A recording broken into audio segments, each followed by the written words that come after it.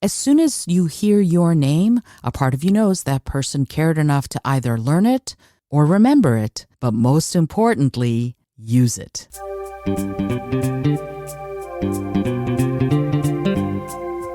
Hello and welcome to the Innovative Mindset Podcast. I'm your host, Isolde Trachtenberg. On the show, I interview peak performing innovators in the creative, social impact, and earth conservation spaces. I also bring you ideas and techniques that you can grab and use to set goals, create, and unlock your potential for changing yourself and the world. And now let's get to the show.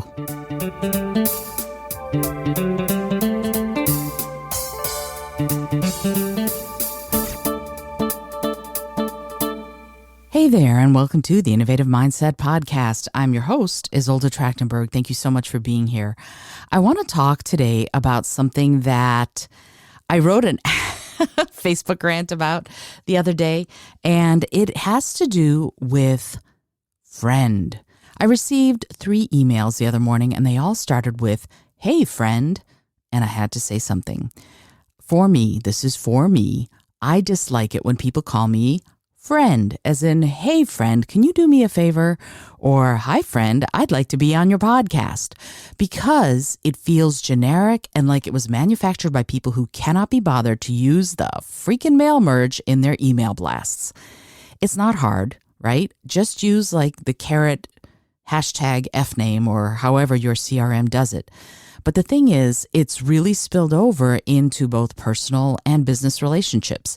People will call me friend in real life or in emails, etc. And I'm speaking honestly for me, although I have research to back up and ideas from people better at communicating than I am that say that it's better to use the person's name. But I'll talk about that in a minute. See, here's the thing. If you have an impetus to do that for me, please don't. It feels presumptive, right? It feels presumptive in a couple of ways. If you're not friends, it presumes a friendship that doesn't exist. And if you are friends, then you're close enough so you can either use the person's name or maybe, if you're really good friends, hey, might suffice depending, again, on how close you are to that person. For me, my preference is if we're friends, please use my name. Or if we're close, we can both be cool with just a hey. See, I know that language is changing and maybe I'm showing my age, but there are certain parts of it that I'm not comfortable with. And here's why, okay? Even friend has become friend. And I recognize that that's people in the Web3 space, right? But I just saw a tweet that said GM friends, spelled FRENS. And I get it. As I said, it's someone of the Web3 space, and I know that's the parlance, but it kind of rubs me the wrong way. It feels like Leet from the 90s, right? And I knew Leet, I could read it. I just never used it because I understand that on some level you're in with the in crowd when you use stuff like that. But on the other hand, it feels manufactured to me. It just does, right? So it feels manufactured and it feels kind of lazy. Like you can't spell out the entire word. And I get that's how people in the space are communicating, but is that a good thing? Are we losing something by doing this kind of generic manufactured language? Right. And I get that what I'm talking about are social niceties. And I get that maybe I'm a fuddy-duddy, but I think it matters. It matters to be respectful. It matters to not be so lazy that you can't even be bothered to write out the person's name.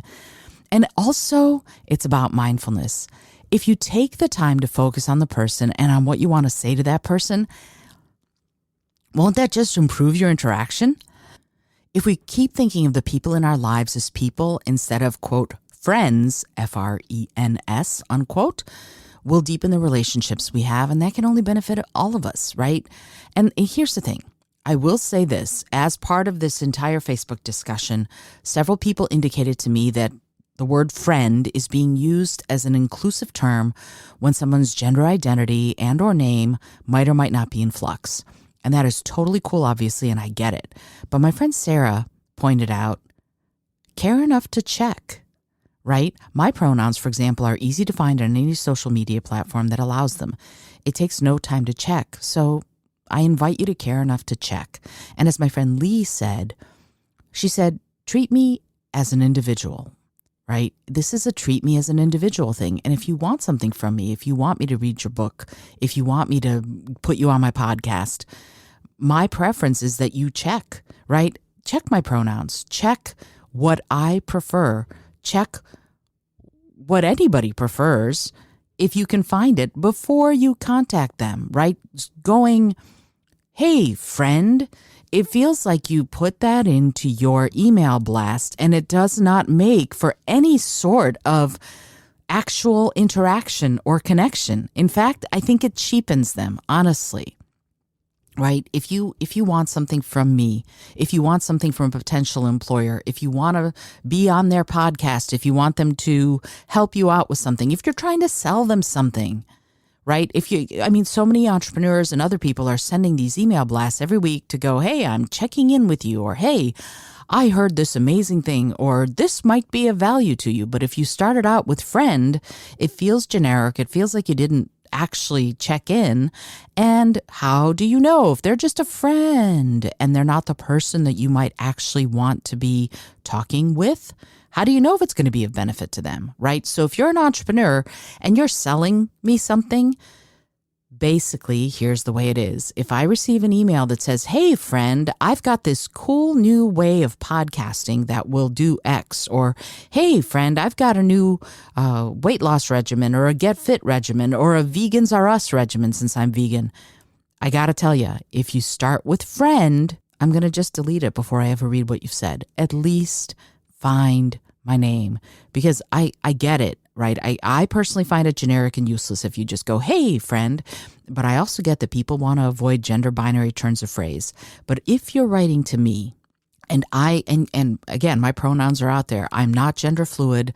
I have a set name. I have a set identity. Calling me friend instead of figuring it out and going, hey, this is Isolde. Her pronouns are she, her. I know that. I can totally write to her. It takes a little more time. It takes a little more effort, but I think it's worth it because, again, it makes for more authentic, real connections and interactions, right? That's the thing. Honestly, for me, it's do your research. If you care about the interaction, do your research. If you're writing something and you're not sure, that's fine. But if you've done your research, then you know that you can either be sure because you've got the information, or you know that you're not sure, and then friend might be a much more appropriate thing to say, right? Personally, I'm always of the mind that you should do your research, find out the person's name, and if the name is in flux, if they're going through a transition of one way or another, then that's a different story. But if you know that they have a set name, that their identity is set, that that they've basically put it on social media, it's pretty easy to check. Twitter allows you to do it. Zoom allows you to do it. Instagram allows you to do it. Check and see if they have an Instagram account. Does it have their pronouns? If it does, then you're good to go, right? That's the thing. You can easily find, for me, you can find my pronouns on the social media sites that allow them. There's no ambiguity there. But as I said, it takes a little more time and a little more effort. So that's the way I want to look at all of this, right? That's the way I want to say all of it. And I want to say that I had this rant and it ended up with a huge, huge discussion because another friend of mine, Giselle, said, well, then let's talk about what it means to be friends. And that's a whole nother kettle of corn that I would like to get into at some point.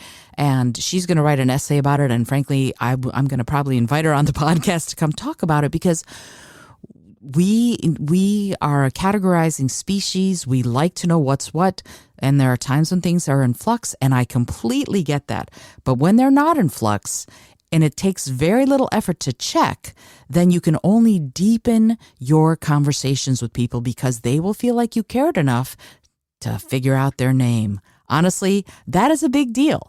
And the reason I'm saying it this way, and the reason I said, hey, I'm going to have some backup information on this, Dale Carnegie wrote what is considered to be one of the best communication books ever written, How to Win Friends and Influence People. And whatever you think of the name of the book, because some people go, that sounds slimy, whatever. The information in the pages of that book is incredibly useful if what you want is to build and develop authentic, real relationships with people, whether or not they're personal or business. And he said this about a person's name, and I'm quoting, "Remember that a person's name is, to that person, the sweetest and most important sound in any language. Why? And I'm done with the quote now. Why? Because frankly, as soon as you hear your name, a part of you knows that person cared enough to either learn it or remember it, but most importantly, use it. Big, big, huge thing. Alrighty, I hope you've enjoyed today's episode. This is Isolde Trachtenberg.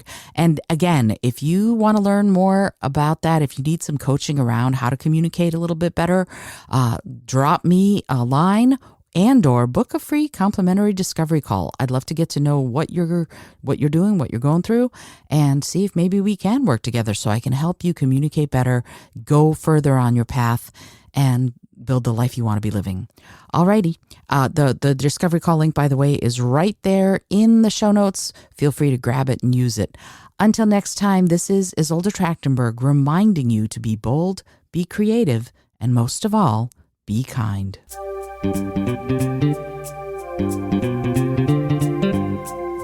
Thank you so much for joining me today. I really appreciate you being here. Please subscribe to the podcast if you're new, and it would mean the world to me if you told a friend about it. Today's episode was produced by Isolde Trachtenberg and is copyright 2022. As always, please remember this is for educational and entertainment purposes only. Past performance does not guarantee future results, although we can always hope. Until next time, remember to be bold, be creative, and most of all, be kind.